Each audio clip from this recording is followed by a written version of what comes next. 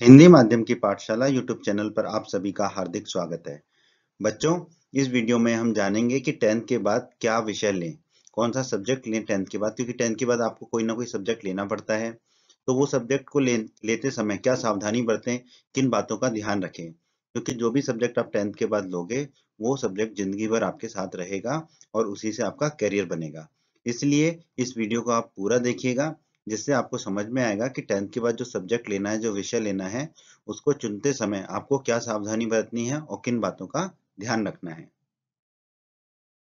दोस्तों, अगर आप हमारे चैनल पर नए हैं और आपने अभी तक हमारे चैनल को सब्सक्राइब नहीं किया है, तो चैनल को सब्सक्राइब करें, सब्सक्राइब बटन को दबाकर, और बेल आइकन को भी दबा दें, जिससे आपको हमारे नए-नए वीडियोस के भी नोटिफिकेशन मिलते रहेंगे।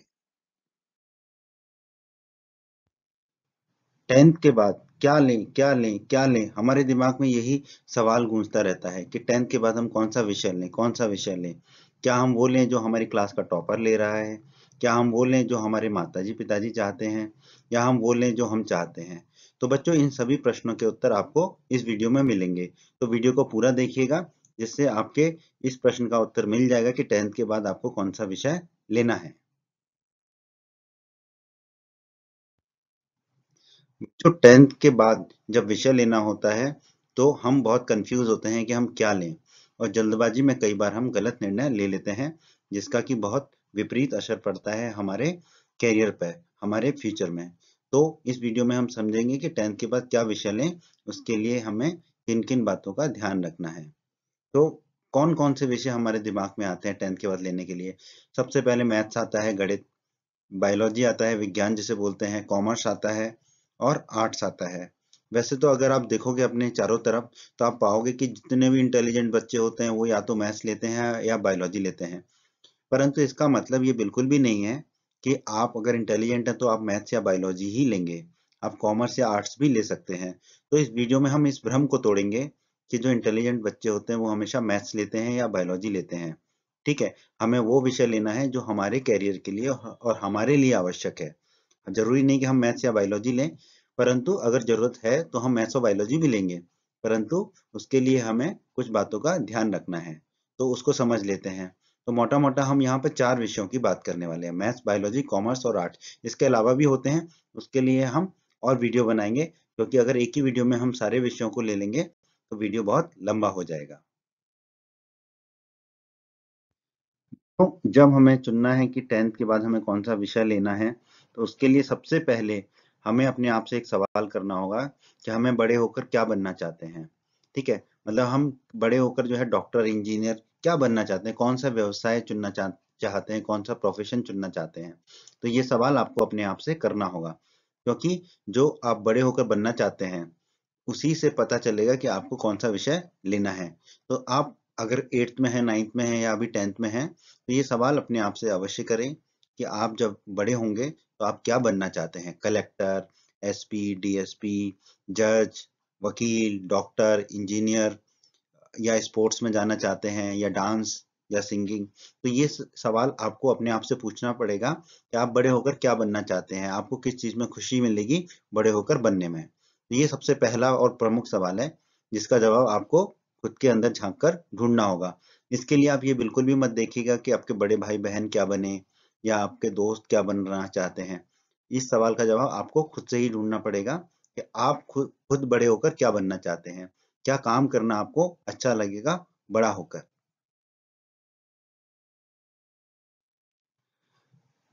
बच्चों, जब आपने इस प्रश्न का उत्तर ढूंढ लिया होगा कि आप बड़े होकर क्या बनना चाहते हैं, फिर आपके सामने एक और प्रश्न आता है।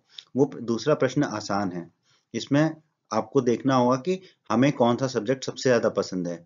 तो ये तो आपको पता चल जाता है, क्योंकि आप पढ़ ही रहे हैं, तो आपको पता चल ही जाता है कि कौन सा सब्जेक्ट में आपकी रुचि ज्यादा है। क्या वो सब्जेक्ट मैथ्स है, या बायोलॉजी है, या कॉमर्स है, या आर्ट्स है। ठीक है, आर्ट्स मतलब कि सामाजिक विज्ञान। तो ये तो आपको पढ़ते पढ़ते ही समझ में आ जाता है कि आपको कौन से विषय में ज्यादा रुचि आ रही है, कौन सा सब्जेक्ट आपको अच्छा लग रहा है। तो दूसरे सवाल का जवाब बहुत आसान है कि हमें कौन सा सब्जेक्ट ज्यादा पसंद है। हाँ, यहाँ पर कभी कभी एक दिक्कत होती है कि कोई सब्जेक्ट हमें पसंद होता है, परंतु किसी दूसरे सब्जेक्ट में हमारे मार्क्स ज्यादा आ रहे होते हैं। तो यहाँ पर आपको ध्यान रखना है कि आपको क्या पसंद है। ठीक है, और किस में ज़्यादा मार्क्स आ रहे हैं, इन दोनों का भी हमें बैलेंस बना के चलना है। ऐसा बहुत कम ही होता है कि जो पसंद है उसमें मार्क्स कम आए। तो जो सब्जेक्ट हमें पसंद होता है उसको हम अच्छे से पढ़ते हैं और उसमें हमारे मार्क्स अच्छे भी आते हैं। तो ये दूसरे प्रश्न का उत्तर आपको ढूंढना होगा। ये तो आपको आपकी मार्कशीट से भी पता चल जाएगा, और जब आप सब्जेक्ट को पढ़ते हो, विषय को पढ़ते हो, तो आपको पता ही रहता है कि कौन सा विषय और सब्जेक्ट आपको अच्छा लगता है। बच्चों, कक्षा 10 के बाद जो है सबकी एक नई जर्नी, नई यात्रा शुरू होती है, और वो यात्रा शुरू होती है अपने कैरियर के लिए, अपने उज्जवल भविष्य के लिए। तो रास्ता जो है वो शुरू होता है क्लास 10th के बाद, और हमें कहाँ पहुंचना है, ये आपका पहला सवाल था कि हम क्या बनना चाहते हैं। वो डेस्टिनेशन जो है, वो फ्यूचर जो आप बनना चाहते हैं वो आपने डिसाइड कर लिया है। 10th जो है आपका खत्म हो जाएगा, ठीक है। तो यहाँ से आपकी जर्नी, यात्रा शुरू होगी, और वो यात्रा खत्म होगी जो आप बनना चाहते हो। तो हर कोई चाहता है कि उसकी यात्रा जो है वो मंगलमय हो, आसानी से हो, उस रास्ते में ज्यादा गड्ढे ना आए, और कोई परेशानी का सामना ना करना पड़े। तो आप इसको ऐसे समझिए कि आपकी यात्रा क्लास 10th के बाद से शुरू होगी, और जो आप बनना चाहते हैं वहां पर खत्म होगी। तो उस रास्ते में, वो जो रास्ता है वो हम ऐसा रास्ता चुने जो हमें आसानी से हमारी मंजिल तक पहुंचा दे, जल्दी भी और बिना किसी दिक्कत के। तो इसके लिए जो सबसे महत्वपूर्ण चीज होती है कि हम 10th के बाद क्या विषय चुने, ताकि हमारा रास्ता आसान और छोटा हो। तो इसी पे अब हम चर्चा करने वाले हैं। तो बच्चों, अब हम प्रश्न एक पर वापस आ गए हैं। पहला प्रश्न हमारा क्या है कि हम बड़े होकर क्या बनना चाहते हैं। तो यहाँ पर मैं आपको कुछ बता देता हूँ कि हमारे पास क्या विकल्प होते हैं बड़े होकर बनने के लिए, ताकि आपको आसानी हो इस प्रश्न का उत्तर ढूंढने में। हालांकि इस प्रश्न का उत्तर आपको खुद से ही ढूंढना है। तो कुछ बच्चे हो सकता है गवर्नमेंट जॉब में जाना चाहें, सरकारी नौकरी में जाना चाहते हो।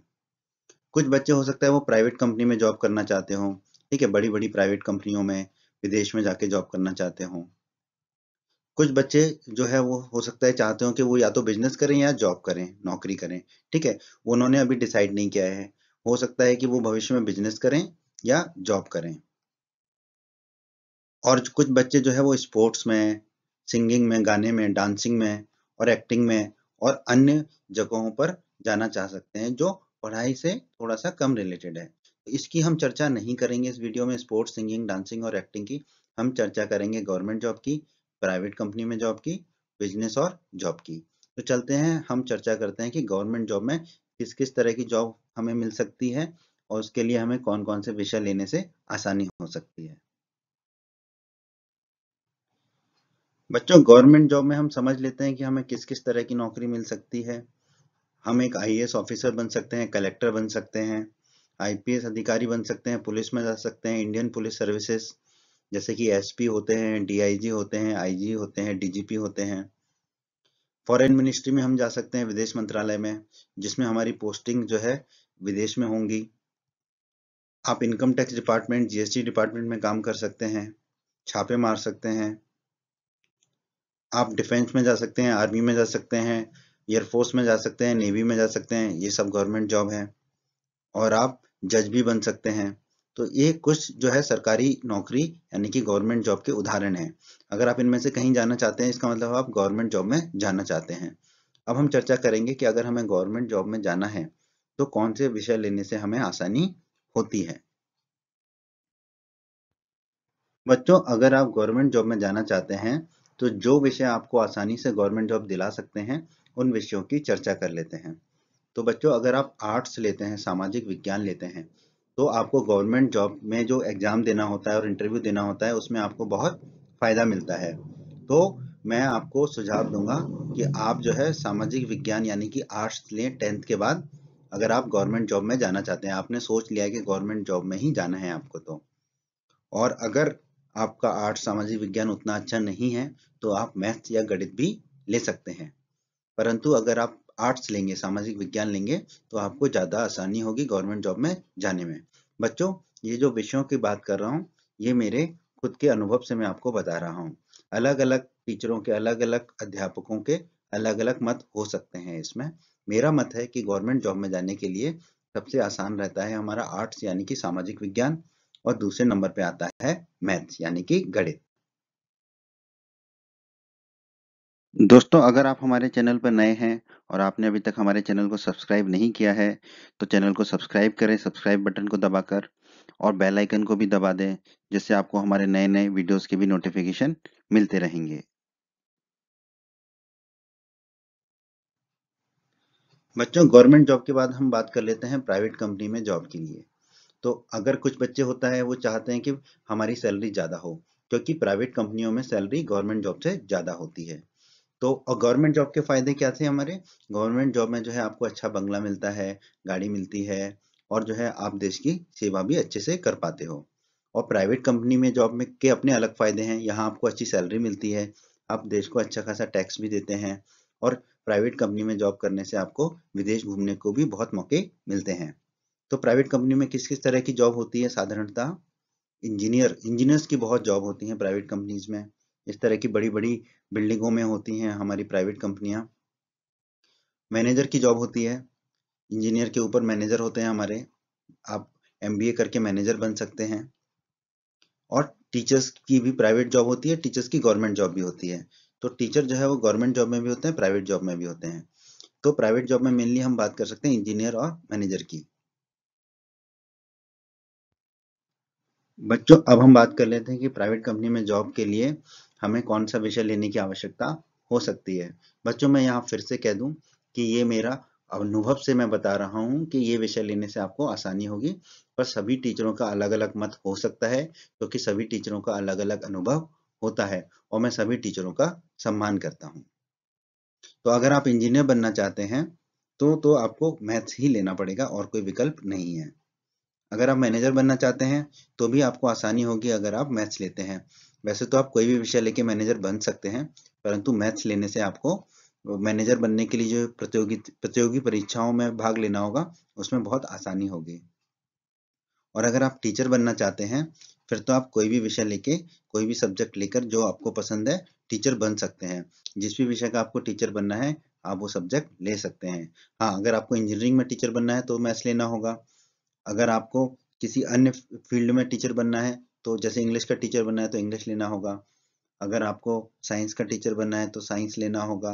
अगर आपको सोशल स्टडीज का, सोशल साइंस का टीचर बनना है तो सोशल साइंस लेना होगा। आपको अगर हिंदी का टीचर बनना है तो हिंदी लेना होगा। और बच्चों, प्राइवेट कंपनी में जो जॉब है वो डॉक्टर्स की भी होती है, और डॉक्टर्स की जॉब गवर्नमेंट जॉब में भी होती है।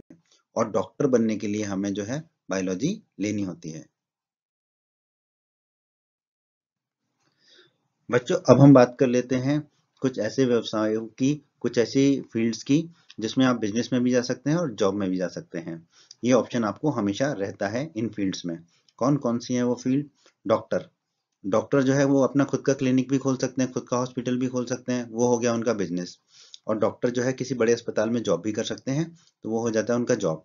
और डॉक्टर जो है सरकारी जॉब में भी जा सकते हैं और प्राइवेट जॉब में भी जा सकते हैं।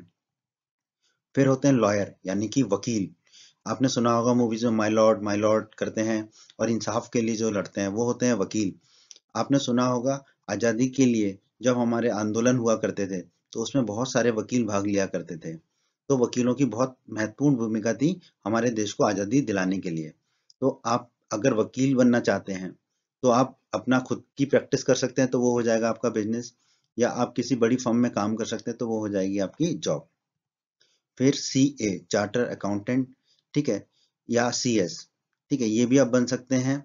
ये जो है कॉमर्स का काम करते हैं पूरा, ठीक है। जो भी आपके टैक्स वगैरह के काम होते हैं, इनकम टैक्स के, जीएसटी के, वो सारे काम जो है हमारे सीए भाई लोग करते हैं। और सीए में भी क्या है, आप चाहें तो खुद की प्रैक्टिस कर सकते हैं, तो वो हो जाता है बिजनेस। या आप किसी बड़ी कंपनी में जॉब कर सकते हैं। और अगर आप बिजनेस ही करना चाहते हैं, या आपके घर में पहले से ही बिजनेस है, तो आप बिजनेस की शुरुआत कर सकते हैं। बिजनेस में आप खुद बॉस होते हैं कंपनी के, और आपके अंडर में लोग काम करते हैं।